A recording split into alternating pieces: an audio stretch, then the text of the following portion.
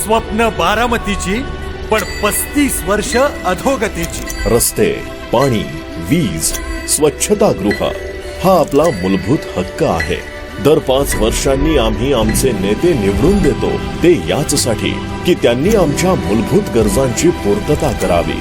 जो पैसा आम्ही कराच्या रूपानं शासनाकडे जमा करतो, त्या पैशातून आमच्या मूलभूत गरजा शासन निधीतून पूर्ण व्हाव्यात। घरी पाणी दूषित येतंय किंवा येतच नाही, विजेचा खेळ खंडोबा आहे, हाताला काम नाही, आम्ही उत्पादित केलेल्या ऊसाला रास्त भाव नाही, ऊस दरासाठी साखर कारखान्याच्या गवाणीत उड्या माराव्या लागतात, घरातून बाहेर पडावं तर रस्त्यावरचे खड्डे जीव घेऊ पाहतात आणि कचऱ्यांच्या कोंडाळ्यात जीव गुदमरतो।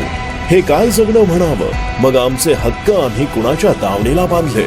प्रश्न आणि प्रश्नच, पण वर्षानुवर्षे इतक्या निवडणुका येतात आणि जातात, मात्र या प्रश्नांच्या समस्यातून आमची सुटका होतच नाही।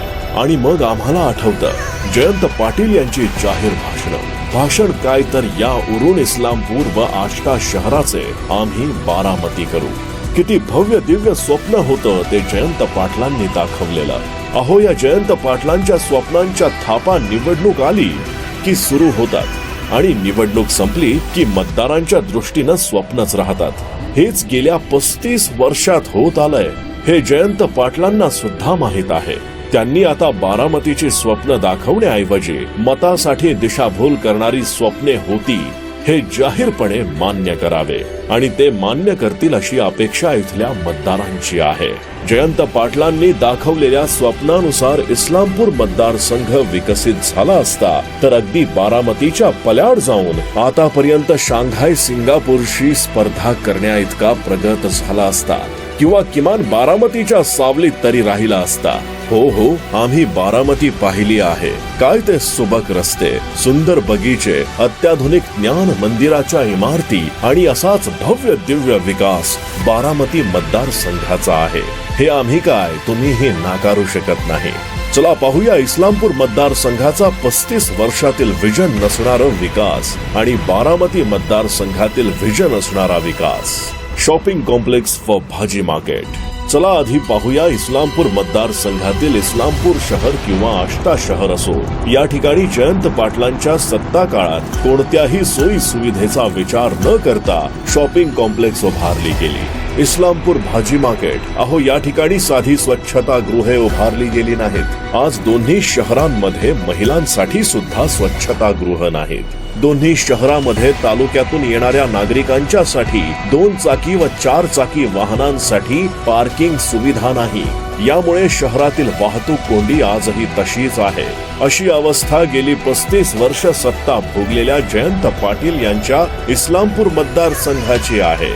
आता चला पाहूया बारामतीचे शॉपिंग कॉम्प्लेक्स व भाजी मार्केट। किती सुंदर इमारत, या इमारतीमध्ये पुरुष व महिलांसाठी स्वच्छता गृह दिली आहेत। तालुक्याच्या ठिकाणी येणाऱ्या नागरिकांसाठी 2 चाकी व 4 चाकी वाहनांसाठी भव्य अशी 2 मजली इमारत आहे।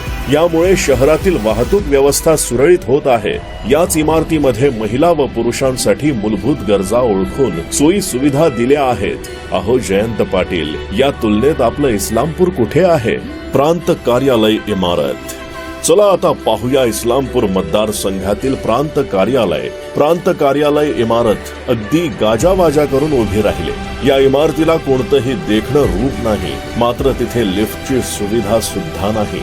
आज आमचेच वयोवृद्ध नागरिक यांना जीव मुठीत घेऊन 4-4 मजल्याच्या पायऱ्या झिजवाव्या लागतात, तर काही वृद्ध नागरिकांना पायऱ्याही चढता येत नाहीत। अशा नागरिकांना नातेवाईकांनाच खांद्यावर घेऊन अधिकाऱ्यांच्या दालनात जावे लागते। पक्षकारांसाठी बैठक व्यवस्था देखील नाही। इमारतीसमोर असलेला बगीचा असो अथवा प्रांत कार्यालयाच्या प्रवेशाचे दरवाजे असो, हे मतदारसंघाच्या विकासात भर घालणारे नसून अधोगतीकडे नेणारे आहे।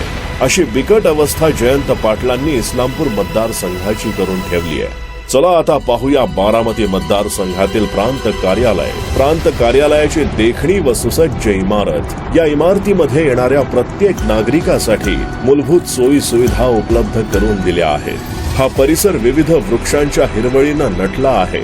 या इमारतीचे प्रवेशद्वार इमारतीच्या सौंदर्यात भर घालत आहे. येणाऱ्या नागरिकांच्या वाहनांसाठी सुसज्ज अशी पार्किंग व्यवस्था, पक्षकारांसाठी बैठक व्यवस्था अशा सुविधा बारामती मतदारसंघात आहे. अहो जयंत पाटील, या तुलनेत आपलं इस्लामपूर कुठे आहे? पोलीस स्टेशन व पोलीस निवासस्थान. चला आता पाहूया इस्लामपूर मतदारसंघातील पोलीस स्टेशन व पोलीस निवासस्थान. आष्टा व इस्लामपूर शहरातील पोलीस स्टेशनची इमारत ही आत्ताच्या अधिकारी कर्मचाऱ्यांना अपुरी पडणारी आहे. या ठिकाणी अनेक सोयी सुविधांचा अभाव आहे. पोलीस अधिकारी व कर्मचारी बांधवांच्या निवासस्थानांची काय अवस्था आहे? अहो जयंत पाटील, आपण गृहमंत्री पदही भोगले आहे. या पोलीस निवासस्थानात आमचे पोलीस बांधव व त्यांचे कुटुंब जीव मुठीत घेऊन राहत आहेत. याच अवस्थेत राहून आमचे पोलीस बांधव सेवा बजावतात. आज पोलीस व त्यांचे कुटुंब खऱ्या अर्थानं निवासस्थानात सुरक्षित आहेत का? हाच का आमच्या पोलीस बांधवांचा सन्मान? पोलीस स्टेशनची इमारत होऊन सुद्धा अपुऱ्या सोयी सुविधांसाठी लोक वर्गणी काढावी लागते. जयंत पाटील, आजही तुमचे मूळ गाव कासेगाव येथील पोलीस स्टेशन कशा अवस्थेत आहे? आजही ही इमारत भाड्याच्या जागेत आहे. हे किती मोठं कासेगावकरांचे आणि तालुक्याचं दुर्दैव आहे. चला आता बारामती पाहू. बारामती हे तालुक्याचं ठिकाण. तालुक्यातील पोलीस स्टेशन व पोलीस निवासस्थान इमारतींची रचना कशी असावी याचं आदर्श उदाहरण म्हणजे बारामती येथील पोलीस स्टेशन व निवासस्थान. या ठिकाणी पोलीस अधिकारी व कर्मचाऱ्यांसाठी सुसज्ज व आवश्यक अशी बैठक व्यवस्था या इमारतीत करण्यात आली आहे. या इमारतीमध्ये पोलीस अधिकारी व कर्मचाऱ्यांसाठी मूलभूत गरजांची सोयी सुविधांची व्यवस्था करण्यात आली आहे. येथील पोलीस बांधवांचे निवासस्थान इमारती या बारामती तालुक्याच्या सौंदर्यात भर घालणारी आहे. या ठिकाणी पोलीस बांधवांच्या निवासस्थानी आवश्यक त्या सोयी सुविधा दिल्या आहेत. आजही त्या ठिकाणी सुरक्षित आहेत. अहो जयंत पाटील, या तुलनेत आपलं इस्लामपूर कुठे? क्रीडा संकुल. चला इस्लामपूर येथील तालुका क्रीडा संकुलाची दयनीय अवस्था पाहूया. अहो जयंत पाटील, या इस्लामपूर शहरानं हॉकी, कबड्डी, खो खो, व्हॉलीबॉल यासारख्या खेळातील राज्य व राष्ट्रीय पातळीवरील खेळाडू घडविले. या शहराचे नाव विविध खेळांच्या माध्यमातून 7 समुद्रापार पोहोचले. अहो जयंत पाटील, आपण गेली 35 वर्ष आमदार आहात, तालुका क्रीडा समितीचे अध्यक्ष आपणच आहात, तर आपले पुत्र महाराष्ट्र राज्य व्हॉलीबॉल संघटनेचे अध्यक्ष आहेत. मात्र आज आपल्या मतदारसंघातील तालुका क्रीडांगणाची काय अवस्था करून ठेवली आहे? या क्रीडांगणावर मतदारसंघाचे व देशाचे नाव उज्ज्वल करणारी पिढी दिसायला हवी, पण या ठिकाणी कोणतीही सोयी सुविधा नसल्यानं या क्रीडांगणाचा मोकाट जनावरांनी ताबा घेतलाय. हेच तुमच्या नेतृत्वाचं दुर्भाग्य म्हणावं लागेल. इस्लामपूर शहरातील हॉकीचा सराव करणारे खेळाडू पोलीस परेड ग्राउंडवर सराव करत होती, मात्र या ठिकाणीही त्यांना सराव करण्यासाठी पोलीस अधिकाऱ्यांकडून मज्जाव करण्यात आला. बोला जयंत पाटील, हे षडयंत्र कोणाचे होते? हे खेळाडू, पालक व क्रीडाप्रेमी कदापि विसरणार नाहीत. चला आता बारामती येथील क्रीडा संकुल पाहूया. बारामती येथे खेळाडूंसाठी सुसज्ज असे क्रीडा संकुल उभारले आहे. अतिशय सुसज्ज असे हे क्रीडा संकुल असून बारामती येथील उद्योन्मुख खेळाडूंसाठी हे क्रीडा संकुल म्हणजे वरदान ठरतंय. या ठिकाणी सर्व प्रकारच्या सोयी सुविधा खेळाडूंसाठी उपलब्ध केल्या आहेत. या क्रीडा संकुलातून अनेक दर्जेदार खेळाडू घडत असून हे खेळाडू राष्ट्रीय व आंतरराष्ट्रीय पातळीवर चमकदार कामगिरी करावेत, यासाठी तेथील लोकप्रतिनिधींनी उच्च दर्जाचे प्रशिक्षक, अद्ययावत क्रीडा साहित्य व इतर अद्ययावत सुविधा उपलब्ध करून दिल्या आहेत. हे क्रीडा संकुल जितक्या सुंदर पद्धतीनं बांधले आहे, तितक्या चांगल्या पद्धतीनं त्याची देखभाल देखील ठेवली जात आहे. अहो जयंत पाटील, या तुलनेत आपलं इस्लामपूर कुठे आहे? बाजार समिती. आता चला पाहूया इस्लामपूर मतदारसंघातील कृषी उत्पन्न बाजार समितीची अवस्था. इस्लामपूर मतदारसंघाला कृषी क्षेत्राची नवसंजीवनी लाभली आहे. इथला शेतकरी शेतामध्ये ऊस शेतीबरोबर मोठ्या प्रमाणात भाजीपाला व फळे यांचे उत्पन्न घेतो.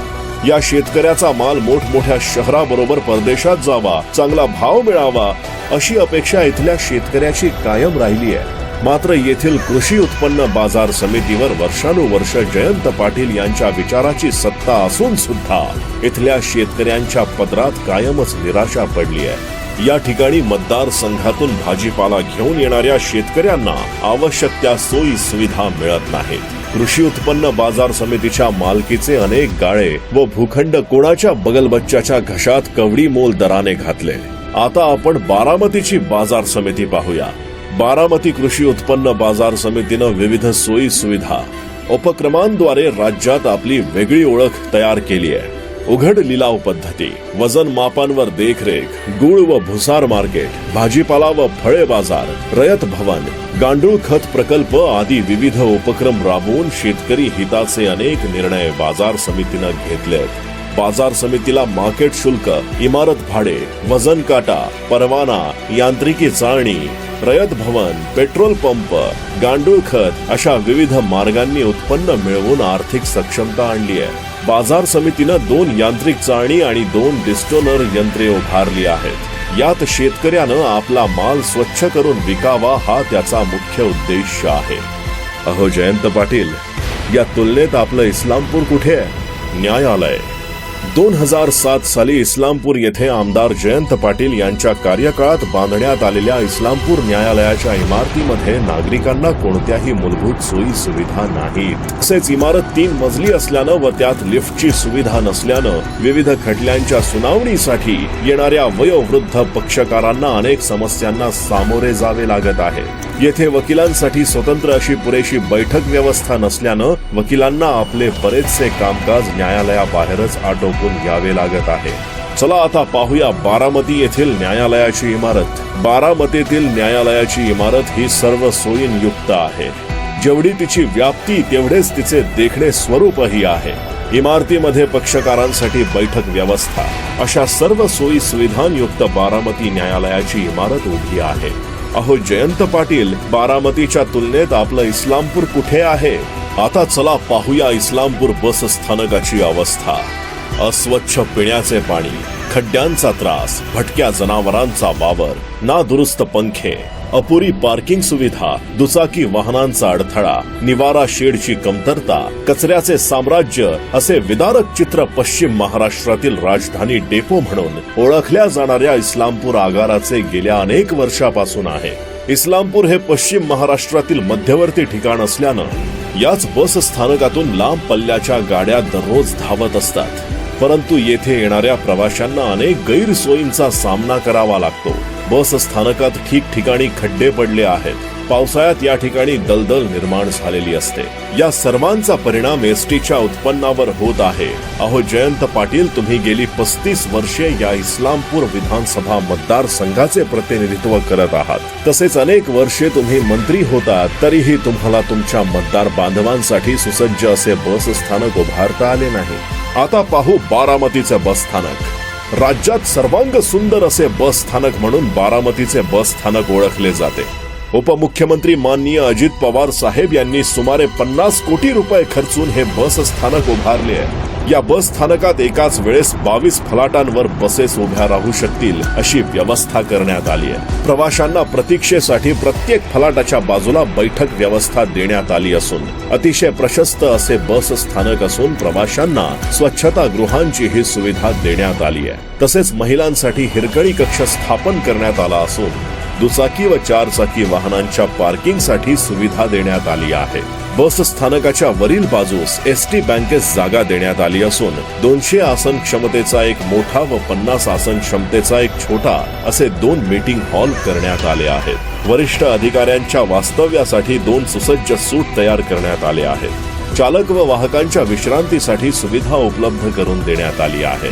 एक ओपन व अंतर्गत असे सुंदर उपहारगृह तयार करण्यात आले असून व्यावसायिक गाळेही येथे तयार करण्यात आले आहेत. इतक्या भव्य स्वरूपात एखाद्या विमानतळाच्या धर्तीवर उभारलेले बारामतीचे बस स्थानक राज्यातील पहिलेच ठरले आहे. अहो साहेब, अजित दादांना जमलं, मग गेल्या 35 वर्षात तुम्हाला का जमलं नाही? अहो जयंत पाटील, बारामतीच्या तुलनेत आपलं इस्लामपूर कुठे आहे? रस्ते, लाईट, पाणी, गटर अवस्था. आमदार जयंत पाटील, तुम्हाला इस्लामपूर विधानसभा मतदारसंघातील जनतेनं हाताच्या फोडासारखं जपलं. तुम्हाला 35 वर्षे एक हाती सत्ता दिली, परंतु येथील जनतेला मूलभूत सुविधा देण्यात व त्यांचे प्रश्न सोडवण्यात तुम्ही अपयशी ठरला आहात. या सत्ता काळात तुम्ही फक्त जनतेला बारामती सारखा विकास करण्याचे आश्वासन दिले, परंतु तुम्ही हा काळ करामती करण्यातच घालवला. देशाला स्वातंत्र्य मिळून 75 वर्षे लोटली, परंतु अजूनही येथील जनता पारतंत्र्यात जीवन जगत असल्याचे दिसत आहे. त्यांच्या मूलभूत गरजा आजही तशाच आहेत. भुयारी गटर, पाणी योजना, अंतर्गत रस्ते, लाईट आदी सुविधांची वानवा मतदारसंघात दिसून येते. ज्या शेतकऱ्यांच्या जोरावर एका कारखान्याचे 4 कारखाने झाले, परंतु गेल्या 35 वर्षात तुम्हाला शेतकऱ्यांच्या जिव्हाळ्याचा असलेला पाणंद रस्त्याचा प्रश्न सोडवता आला नाही. का जाणीवपूर्वक सोडवला गेला नाही, हा प्रश्न येथील शेतकरी बांधवांचा तुम्हाला आहे. आजपर्यंत तुम्ही करू शकला नाही, हे येथील शेतकऱ्यांचे दुर्दैव म्हणावे लागेल. आता पाहू बारामती. विकासाचा पॅटर्न म्हणून बारामतीची राज्यात, देशासह परदेशात ओळख निर्माण आहे. सामाजिक, औद्योगिक, सहकार, आर्थिक तसेच शैक्षणिक क्षेत्रात तालुका पातळीवर झालेला बारामतीचा विकास हा इतर तालुक्याच्या लोकप्रतिनिधींनी वाखाणण्याजोगा आहे. स्वच्छ, सुंदर व हरित बारामती शहरासारखा विकास व्हावा अशी महाराष्ट्राच्या जनतेची अपेक्षा असते. मुंबई, पुण्यासारख्या मोठ्या शहराच्या धर्तीवर बारामतीत रस्ते, ड्रेनेज, दिवाबत्ती आदी सुविधा पुरवण्यात तेथील लोकप्रतिनिधींना यश आले आहे.